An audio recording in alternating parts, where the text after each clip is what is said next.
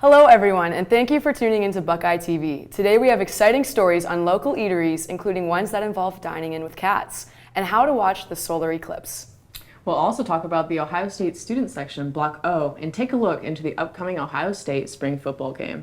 Stick with us for more today on Buckeye TV.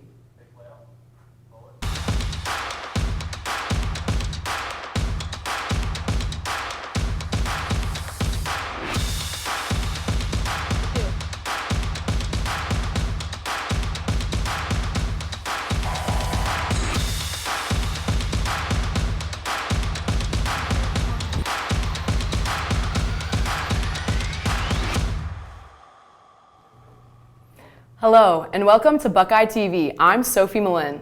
And I'm Cameron Wechter. We have several great stories ready for you today, and first we start off with a story about accessibility advocacy in restaurants. With thousands of restaurants in the Columbus area, citizens have always had a surplus of places to eat, but how many of these establishments are going through the extra step to create accessible environments? One organization on campus is dedicated to making sure people with visual impairments or other disabilities have the same pleasant dining experience. Cody Mackin has the story. Spring, a group of students in the Stamps Eminence Honors Program at Ohio State founded the Main Menu Project, a club centered around promoting accessibility within restaurants. What once started as a way to fulfill their service project requirement for the program has blossomed into a full operation in year 2, as the organization collaborates with local restaurants to make the city of Columbus more accommodating for those with visual needs.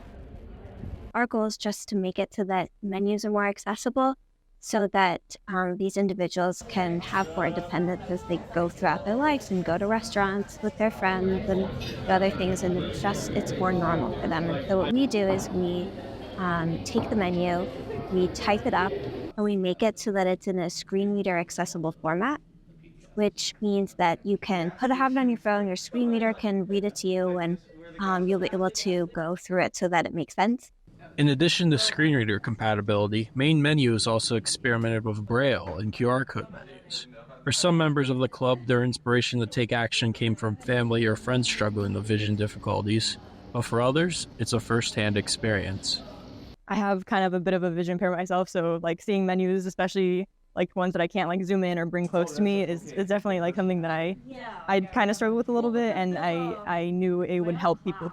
I believe that everyone, no matter who they are, should have the opportunity to be able to go out in the world and just live their life and not have to rely on the help of other people. Because having independence is really what makes us, and it's really what gives our lives meaning, to have independence, to be able to do things for ourselves. And so just to be able to help out with that in any way is very meaningful for me. Reporting for Buckeye TV, I'm Cody Mackin. One local calf has brought its furry creatures inside, and you could possibly take one home permanently. Camille Monberg has the story. I'm in front of the Kitty Bubble Cafe and Bar, located in Clintonville in North Columbus. This place offers you to have some coffee, bubble tea, while enjoying the presence of cats. Let's check this out. Open for almost 2 years now, the Kitty Bubble Cafe is a place like no other. Customers can enjoy a meal in the company of cats, an innovative concept that didn't exist before in Columbus. So our cafe is trying to get people come to here to meet the cats and give cats some love. So it's that side is the bubble tea, drink, beer, wine, and this side is the kitties' heaven, so they can enjoy drinks and play with the cats. Around 20 cats temporarily reside in the cafe, waiting to be adopted. Since its creation, and in partnership with the Colony Cats Association, the Kitty Bubble Cafe has enabled over 300 cats to be adopted. Daily routines for the cat, probably sleep, play, eat, sleep, and eat again. So in addition to cats, the Kitty Bubble Cafe offers a wide choice of catering with packaging inspired by felines. We sell coffee, beer, wine, tea, and cats. And we also have our kitty paws, our little mochi paws, and we also have macarons. A relaxing, aesthetically pleasing place to unwind in the company of cats. Oh, it's really cute. Okay. It's unique. don't have anything like this by where we live. We live in Cleveland. So. Reporting for BuckeyeTV, I'm Camille Maisonbourg. Ohio State has over 200 majors from political science to aviation management and journalism. With so many to choose from, there are a few deciding factors that made students choose one over the other. Lingshen Zhang has the story. Do you ever wonder why choosing the right major is crucial? Today we dive into a world of why major with insight from students who share their personal journeys and the impact of their choice. Stay tuned. I've always wanted to be a teacher, and then teacher specifically, I want to teach English. So yes, our education is probably the choice. I was really confused on what I wanted to do, but I've always been kind of interested in business, and I thought it would be really fun to do marketing because it's it has a creative aspect and still a social aspect with it as well. The first reason is that when I'm in the high school, I found it so interesting to do some calculating stuff, and in college I can learn more about proving. It's a little bit challenge, but it's will make me so feel so proud. Yeah, so sometimes I regret it a little bit because in high school I really liked doing science and math, and currently I'm not taking any classes towards that, so I've considered switching to engineering, but I haven't done it yet. But yeah, there's definitely some moments when I'm still confused about what I really want to do. Actually, I'm not, because this is a basic subject and it will be helpful to other aspects, and I plan to know more about the financial mathematics, so it will be very helpful. But actually I want to learn the media production more because I like watching different kinds of variety shows. Yeah, but some areas will connect to each other. Maybe this will be very helpful too. That's one. I would say don't be ashamed to be enter college with an undecided major, but choose a wide variety of GE courses and find your interest, and find a major that will give you a job in the future. Choosing a major isn't just about the subject. It shapes your future. Whether pursuing passions or making a difference, the impact is profound. Those stories shed light on why major, and we hope they've inspired your academic journey. I'm Lingshen Zhang reporting for the Buckeye TV. Stay tuned. Up next on Buckeye TV, we have stories on the solar eclipse on April 8th and TikTok. We also have news on the upcoming spring football game. All that and more next on Buckeye TV.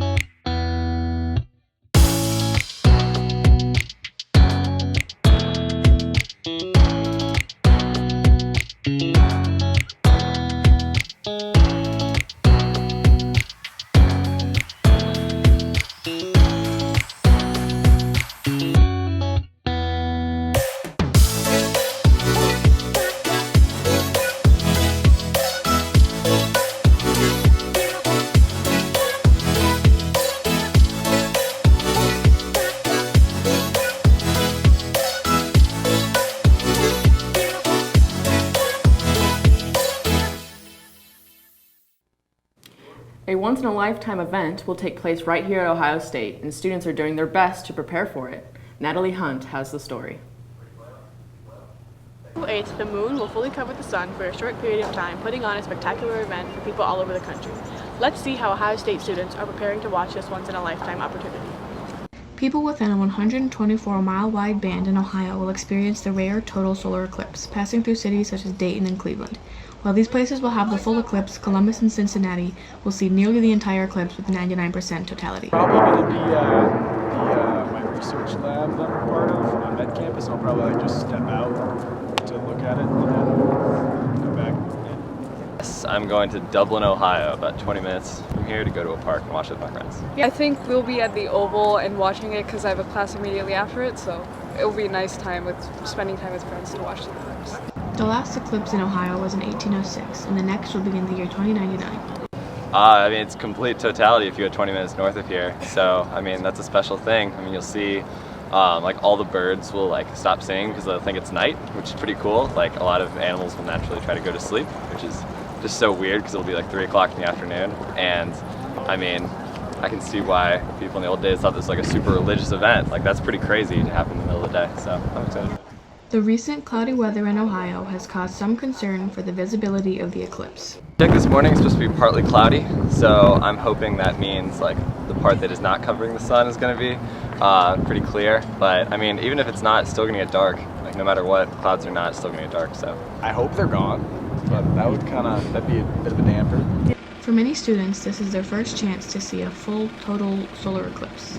It never happens in Ohio. I feel like it's like a once a century thing in a specific location. So figured why not take advantage of it. I don't have classes on Monday anyway, and yeah, enjoy it with some friends. I've never actually seen a solar eclipse before, so I guess the whole experience of it, the thrill of it all, that's what I'm excited about. That's what some of the Ohio State students are preparing to do for the solar eclipse. I'm Natalie Hunt reporting for BuckeyeTV. The day was a big event in Central Ohio. WSYX TV was live at the Marysville airport all day as the solar eclipse took place. It took about 30 minutes for the sun to disappear. The moment that happened, the sun's corona effect was spectacular. It became very dark for about 3 minutes, a sight you won't see again until the year 2044. TikTok, one of the top video hosting services, may be getting banned. And there are plenty of college students whose opinions differ from the other. Cameron Wechter has the story. With the huge popularity of TikTok, I'm here in the Oval asking college students how the potential TikTok ban could affect their daily lives. The famous social media app TikTok was first launched in 2016 and is used by over 148 million users in the US, and almost half of those users are a part of the Gen Z. I deleted TikTok about a year ago. It used to be an issue. I used to go on it for way too long. So I deleted it. Okay, so I'm a little bit of I would say a TikTok. I'm trying to be sober of TikTok. I do this thing where I delete it for 3 days and then realize that I have nothing else to do when I'm bored, before I go to bed. And Instagram and Snapchat, they just don't hit the same way as TikTok. So I'll re-download it for another 3 days and then delete it again after I realize I have an addiction. So it's I'm trying to stay off. I think the longest I've stayed off TikTok in one singular setting has been 2 weeks, but then I just have to re-download it. It's pretty bad actually. The former Musical.ly app continues to gain constant popularity upon younger generations, no matter how controversial some may view it as. It's become a main source of news and business promotion for many, which would diminish if the app was to become banned. I do follow Now This News, for example, on TikTok, and so I have a very low attention span, so it's really honestly great to be able just to get a very full news story in 30 seconds or less. Do you know about the potential TikTok ban? Yes. And do you know about the potential TikTok ban? Yes, I do. Actually, I watched the hearing for the TikTok ban on TikTok, and it was wow, this is kind of stupid. I don't really know why they're trying to ban it, honestly. I think it could be good, honestly, because people get so caught up in the algorithm and seeing things that are only meant, or seeing things that are for them specifically. So it could open people's perspectives. The thing is that when you can get two very polar opposite political parties to agree that one thing is bad, that thing is probably bad because they never agree on anything at all. So. And those are some of the insights of college opinions on the potential TikTok ban. I'm Cameron Wechter reporting for BuckeyeTV. The Ohio State's men's volleyball team is preparing for the MIVA tournament. They had another top 25 matchup this past week, ending in a down-to-the-wire finish against the number 118 team in the country, the McKendree Bearcats. Caleb Blake has the story. I mean, we believe that we're one of the best teams in the country, and regardless of winning a set, losing a set, we don't really flinch. So we went down 2-0. We just knew that it was just going to be a longer volleyball game than we wanted and than we expected. So the focus was just winning 1 point at a time and then eventually winning the match. It took a full 5 sets, but Ohio State was able to stick to that plan laid out by fifth-year senior Justin Howard to overcome an early scare against the number 18 in the country, the McKendree Black Bears. It was a small crowd, but very mighty at the Covelli Center for a Thursday, and the Buckeyes trailed by 2 sets early, with McKendree leading early in the 3rd set. But Ohio State was able to storm back to escape with a thrilling Thursday night victory. Here's what head coach Kevin Birch had to say about his team locking in and sticking together to come out on top at the end. like we talked in the locker room, they have control of the situation. Our coaches aren't going to be able to do anything for them. Nobody else is going to be able to do anything for them. If they focus on what they can control, which is so cliche, but at some point you got to buckle down and really believe in it and really act that out when things get hard. And they did that in just enough time. And they continue to do it for the rest of the match. But somewhere with volleyball, it's not going to be like one touchdown or one play that's going to change the time. You got to change your ways and do it consistently. So they'll learn from it like we do every match. But proud of the way that they turn it out. Up next on Buckeye TV, we have stories on Block O and discuss the highly anticipated upcoming spring football game. All that and more next on Buckeye TV.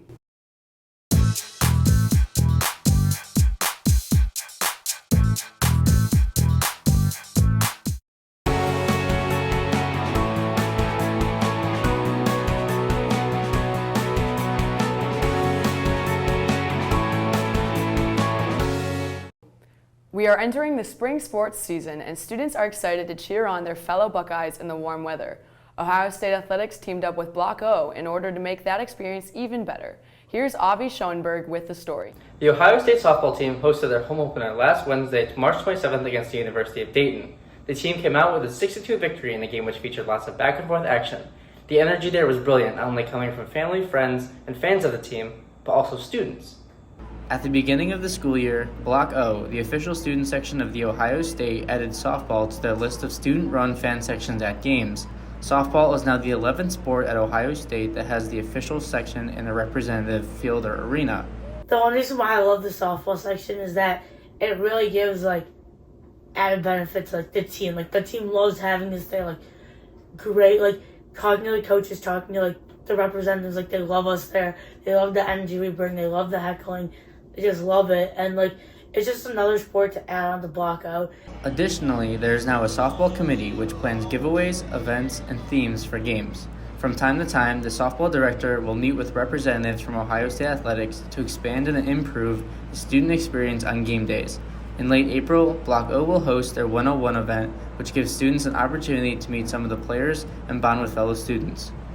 Admission to the games is free for students as long as they present a Buckeye ID at the front gate. If you plan on attending the game, make sure to head to section 306 for a fun atmosphere and double bubble gum whenever the Buckeyes hit a home run. Reporting for Buckeye TV, I'm Avi Schoenberg. The Ohio State football spring game is just 1 week away, and all students need to attend with a Buckeye ID. This also is the first ever nationally televised Ohio State spring game. Avery Caudell has the story. Thanks, guys. This is Avery Caudell outside the what students will be doing for the spring game.